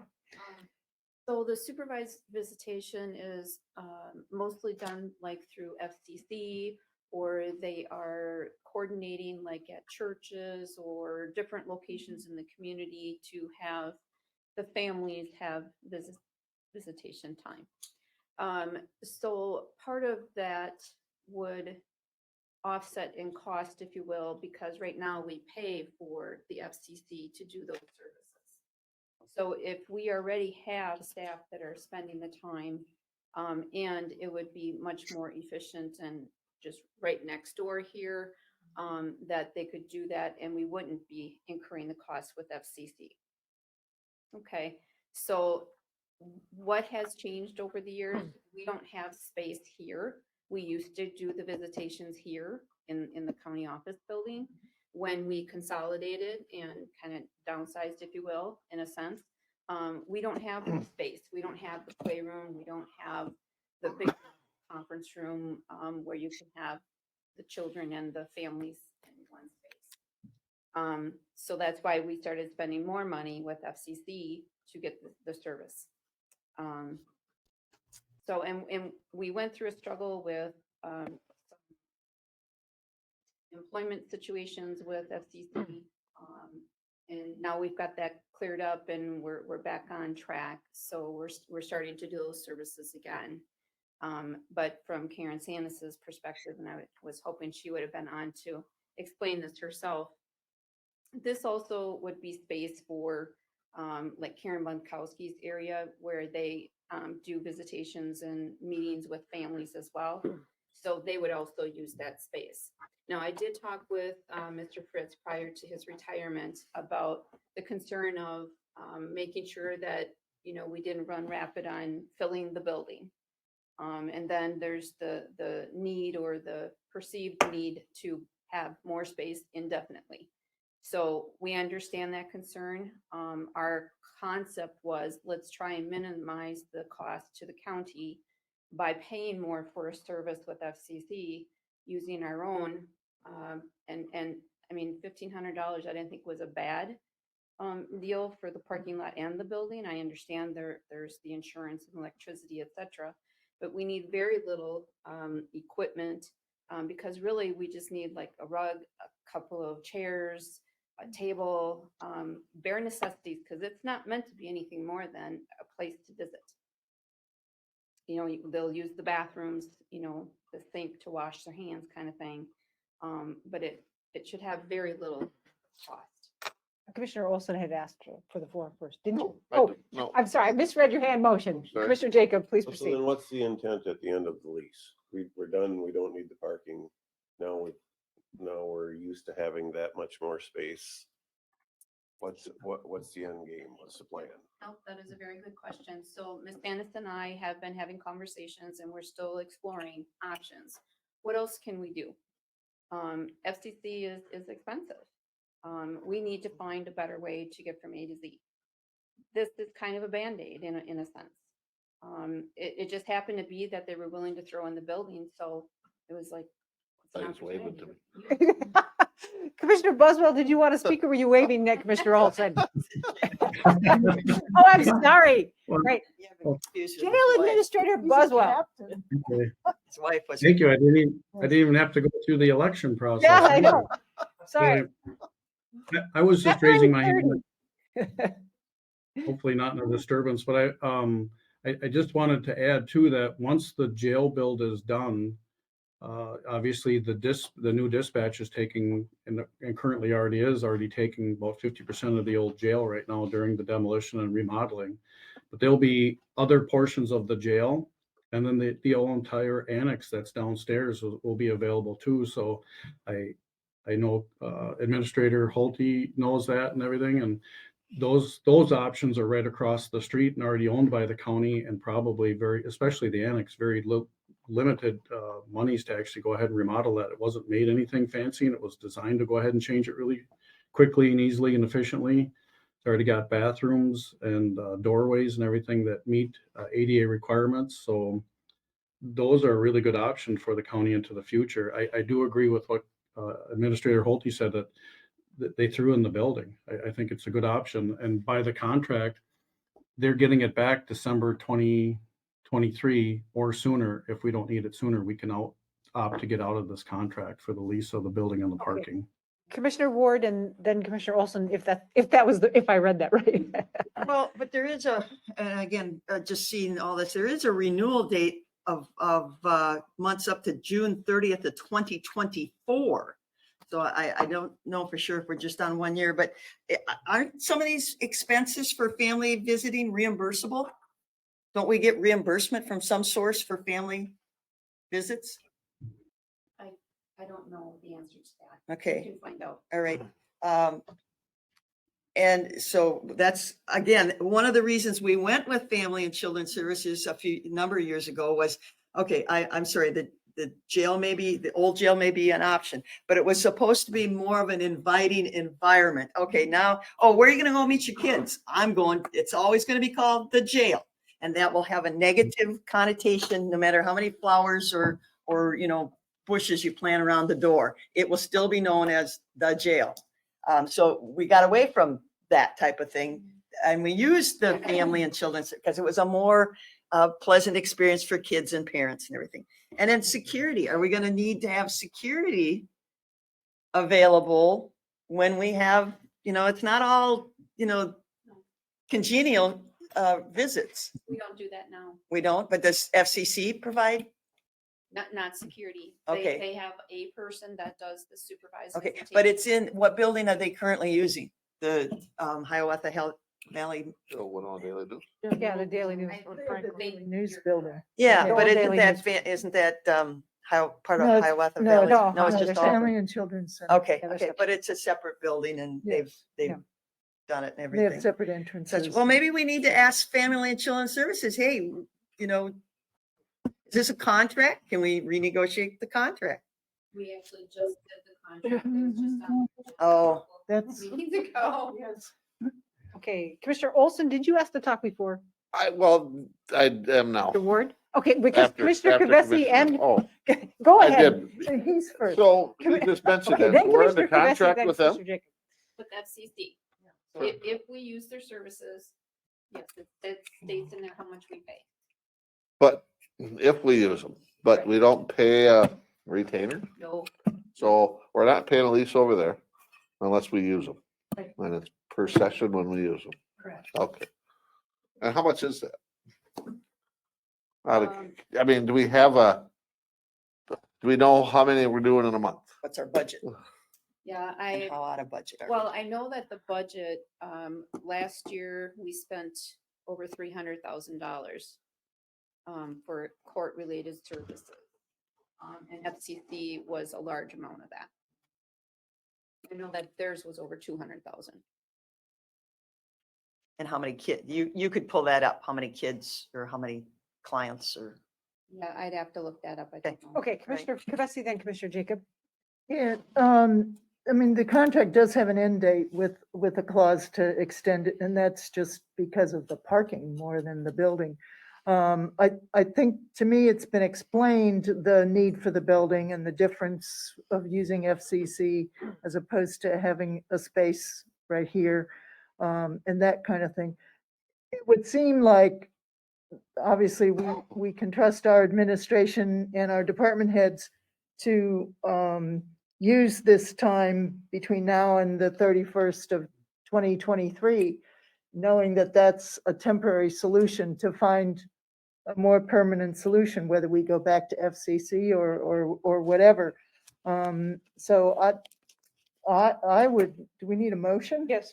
I would move that we approve the lease for both the parking and the building.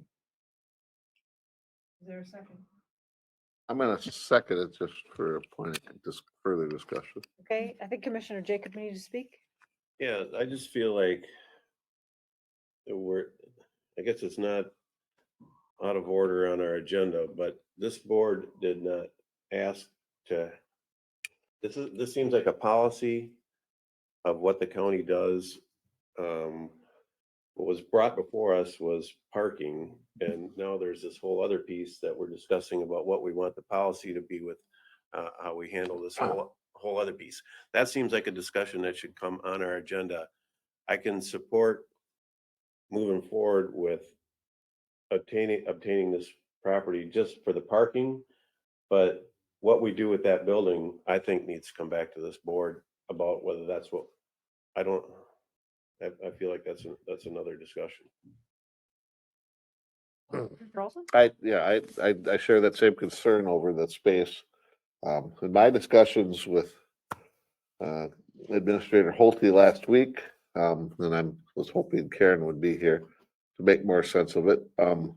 It was actually going to be based on an estimate number of uses, number of children that visited per week and the cost, or per month, I think we looked at.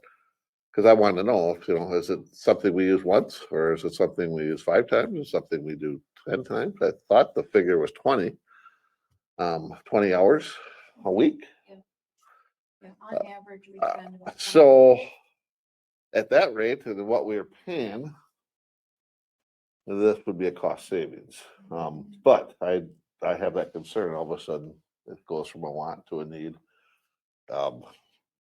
But in this if this opportunity exists, and I wish I would be ready or willing to, approve the parking portion of it and talk to Karen further. Commissioner Ward. Well, just by looking at the picture, that's a big building, and it doesn't sound like we need that much of it, but yet we're gonna have to heat the whole building. And we're gonna have to do all the maintenance, snow removal and everything. And you talk about cost savings. I mean, depending on how many people and how many cases and whatever, could you go rent a hotel room for, for the day or something? I mean, you talk about an inviting environment and stuff, and yet we're talking about using a whole building. And I've never been in the building, so I don't know if it looks like there's a wall there. Does that mean conducive that you can restrict the amount of expenses? Tax, lighting, heat, insurance. Can Mr. Buswell make underground inside parking? We can rent out some spots. And again, it's moving from a want to a need. And you take a room, you fill it up, it's going to be really hard to get them out and to cut back again. These are some of the discussions that I had last week, and unfortunately, we didn't get the answer tonight. But I think there's all kinds of, if that space is needed in the future, or if you could achieve the service at a savings using, there's all kinds of buildings around here for rent. It doesn't have to be that one if we need it. So Commissioner Olson, if you saw that there was a savings with a kind of a cost analysis, then you would support it, but Right, maybe not as. I seconded the motion Yeah. for the point of discussion. Is there I do support the parking portion of it. Is there a time sensitivity if we tabled this and approved it at our next meeting with this? Yeah, I would like to look at it soon, because meanwhile, we're spending money at FCC. Yep. And if we could be doing it cheaper. Now, I know it's been a while, but I did tour the FCC facilities, and they had things like 2 different entrances, so that if the mother and father arrive at different times, or if they're not allowed to be near each other, then one can come in one entrance and the other can come in the other entrance, and then drop off the child and then make the visitation and then come back, or whatever. So, there are some special options that FCC has put into it. But, I would like to discuss this sooner rather than later, because meanwhile, we're spending money. Well, Commissioner Jacob, sorry. Yeah, so then if we were to take this on, doesn't that require staff that we're not, that we're just hiring the private sector for now? We would continue to use the bailiffs, transport officers, social workers. Those are the people who are doing it now, while we were in that interim period of not having a contract done with FCC. And we would just continue to utilize those folks. But if I understand, But if we're using that building, there has to be staff in there, right? No, only when we have visitations, it's the only time there'd be anybody in the building. Yeah, but we're not doing that now. True. Yes. Okay, so I totally see this as a expansion of government. It's adding space, it's adding workers. We have the It's not workers additional now. Workers, we Yeah. would add additional- we use our current staff. They're doing But it now. they're gonna, whatever those 20 hours are now is being done by the private sector, right? There are hours being done by FCC, that's true. Okay, so I mean, that's an expansion of staff and it's an expansion of brick and mortar. I don't think we need more staff to do it in this building next door. No. Thank you. We're renting there, or we're renting here. Yeah, but the time that we're, well, I just said, it. Let me say it again. Those I'm 20 sorry, no, hours we're spending $200,000 and we need to look at the contract again. We're spending $200,000 with FCC just to rent space? No, we're using No, people. we're using their people. Okay, so their people would come to this facility is what you're saying. Mm-mm. No, our people would use this facility. to provide the Eventually, service I that we're think- hiring out for now. But I think eventually you'd probably be adding staff. I have a feeling. That's not the plan. Because they're all busy, they're all employed, full-time employed now with the workload they have. You're adding more workload to do it here. Am I understanding right? Our current staff is saying they will do the supervised visits, which they're not doing now, but they're full-time employed and they've got a full workload. So how are they gonna break away to do a family visit if they're all employed and working now? Whereas right now we use FCC staff to do these. Right. We wouldn't do 100% of them. We would still be Our staff- sending some to FCC? Yes. It's not possible without more staff, as you just said. It's Right. not possible to take all of that on, Right, but we are doing a number of Some of those now. okay. I guess we But need we're some more having to run information. all over town. We need Do some them. more information from Right. Karen Sanis. Yes, But we're we doing understand. some now with our current staff. We're doing some now with our current staff. Yes, Yes. we are. okay, so we have a motion and a second on the floor. Do we want to go ahead and have a vote? Do we want to Restate the motion? Do we want to withdraw them or do we want to table? Okay, so the motion is to discuss and approve the lease agreement with Port Authority of Winona for 165 West Second Street, and Commissioner Kavesi voted to approve it. I can withdraw that based on this additional option to table it. Okay. Oh, yes. Jail Administrator Buswell. I just wanted, so on Article 1, just so it's clear, I guess, and maybe Karen may have an opinion on it, is it just says that for the property, it means the real property and the building thereon. So I would think that if you're making a vote for the lease, you're getting them both. At least according to Article 1, definitions and term. Okay, Commissioner Ward. Okay, but if we say we're taking the building, that means we're paying the taxes and upkeep and maintenance, and there would be some expenses, even if we didn't use the building, the way I read On the top of the contract. lease, yeah. On Even top if of the we take the lease, parking lot, there's taxes and maintenance. That's where the snow removal is. right? But a building is more taxable than, yeah. I don't know what Attorney the taxes Sonovan, are. you have the floor. And I won't take too long, I hope. Having listened to all this, it seems to me that the desire of the board is to sever these two issues between the lease of the building and the lease of the parking lot.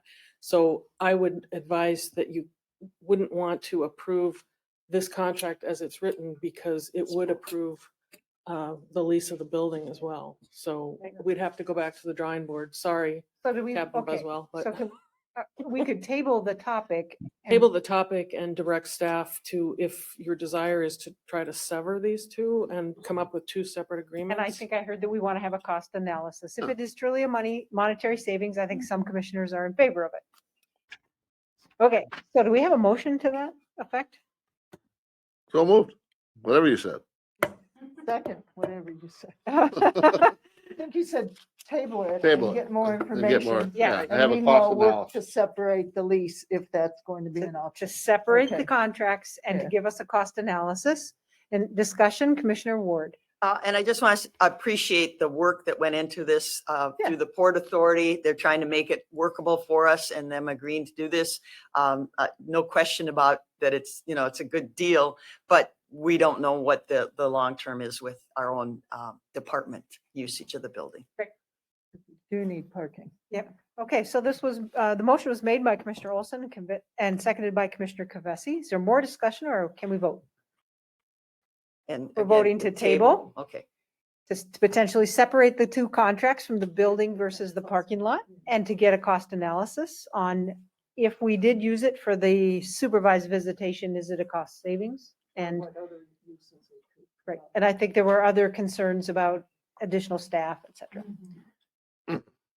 Okay, so we're ready to vote? All those in favor signify by saying aye. Aye. Opposed? Okay. We did a 5-0. We do I from made note of that. And All right, we- Yes. well, and I'll share with Ms. Holte what information I need. Okay, so we are now moving on to the last two items on the agenda. Oh, except we do have an announcement coming too, but 8.4, and then that's after that is 8.5, to receive the monthly finance and budget update for 1st December 2021, and then for January 2022. Okay, I am going to give you the update on December's. Can you, everyone hear me well? Yes. Okay. So December beginning cash was 15.8 million. Actual revenues were 2.2, and the actual expenses were 3.2. Ending cash was 14.8. For the total year, cash started out at 14.3. Actual revenues were 22.5, and the actual expenses were 22 million. Ending cash is 14.8. Variance is 487,000 compared to 913 in last year.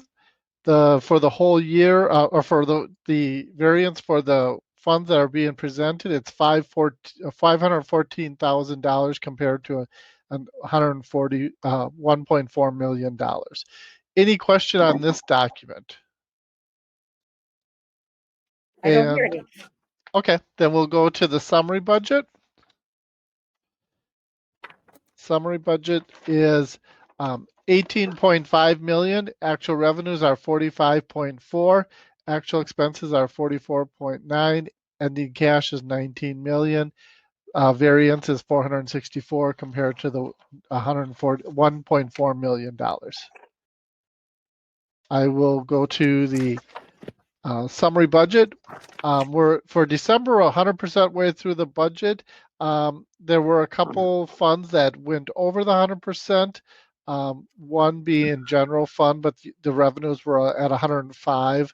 Recycling, the other one is human services was at 105, but the revenues were 103. And that's the one that we had the discussion about that we had to do the fund transfer with. Any questions on that document? If not, we'll go to January. January cash started out at 14.8 million. Actual revenues are 345,000. Actual expenses are 2.1 million. Ending cash is 13 million. Same for the whole year. Variance is a negative 1.8 compared to a negative 1.6 in the general fund. For all the funds, it's a negative 2.7 compared to a negative 3.1. Any questions on this document? If not, we'll go to summary for January. Beginning is 19 million. Actual revenues are $911,000. Actual expense is 3.6 million. Ending cash is 16.3. Any question on this document? If not, we'll go to the summary budget. Summary budget, we're going over January numbers. January is 8% of the way through the year. Right now, general fund is actually higher than the 8%. Everything else is under that, but again, January is one of those months where we pay a lot of one-time expenses. Examples are insurance and workers' comp. So those would be kind of pushing our average up at this point. That will level out it should level out as we go through the year. Any questions on that? And if not, thank you. Have a good night. Thank you, Bob. Go home. Thank you, Director Moga. Just as a suggestion, maybe at nighttime meetings, being that Pat's out here, we should maybe move him up in the agenda. I mean, just to Be be fine with better me. use. Yep. Better Use of his time. I totally agree. Or buy him dinner. He can have cookies too. Yeah, got cookies, Pat. Does he get to eat in his Your office too? morning's microwave. Yeah. Okay, I think that Commissioner Ward had an announcement. Just that, I'm not sure if anybody else is, but we have the AMC Ledge Conference next week, March 2nd and 3rd in St. Paul. So AMC is making appointments to meet with our legislators, which will be a good opportunity to discuss some of these things. And just a little, like a little fact here, if we look at our highway road use money, if you noted the two bridges, they're very expensive. People don't realize that a bridge in Pickwick will cost over $2 million, and a bridge out on County 27 is almost $1 million. And they think they give us a lot of money for roads and bridges, but those costs are up 46.8% over estimate and 9.8% over estimate. So the dollar just doesn't go as far. Everything is expensive. But and I know there'll be other issues that we need to discuss with them. Thank you. Thank you. Motion to adjourn. So move. So move. Second. Okay, motion by Commissioner Kavesi, seconded by Olson. Also, all those in favor, signify by saying aye. Aye. Aye, nay. We are adjourned. Yes, don't give all fun Yeah, please take cookies with you.